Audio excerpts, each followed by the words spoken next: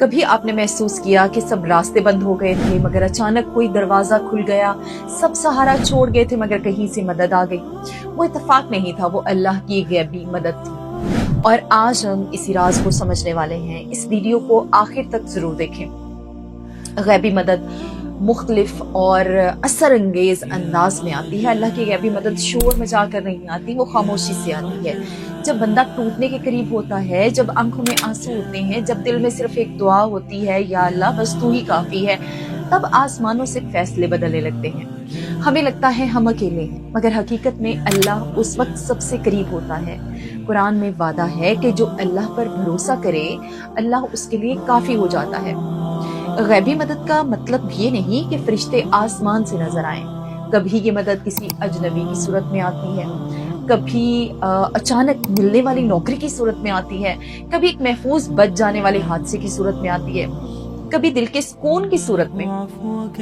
حضرت موسیٰ علیہ السلام کے سامنے سمندر تھا اور پیچھے دشمن۔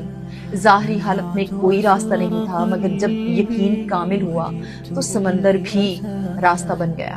یہ ہے غیبی مدد۔ حضرت مریم علیہ السلام تنہا تھی مگر جھولے میں بچہ بول اٹھا۔ یہ ہے غیبی مدد۔ جب انسان اللہ سے جڑ جاتا ہے تو زمین کے حساب ختم اور آسمان کے حساب شروع ہو جاتے ہیں۔ شرط صرف ایک ہے، یقین، صبر اور دعا۔ یاد رکھو، اللہ کی مدد آخری لمحے میں آتی ہے۔ اللہ کی مدد جو ہے وہ آخری لمحے میں کیوں آتی ہے؟ تاکہ تمہارا یقین مکمل ہو جائے، تاکہ تمہارا دل سجدے میں جھک جائے، تاکہ تم سمجھ لو کہ اصل طاقت کسی انسان میں نہیں، صرف اللہ میں ہے۔ کبھی دیر ہوتی ہے مگر اندھیر نہیں ہوتا۔ جو اللہ کے لیے صبر کرتا ہے، اللہ اس کے لیے ناممکن کو ممکن کر دیتا ہے۔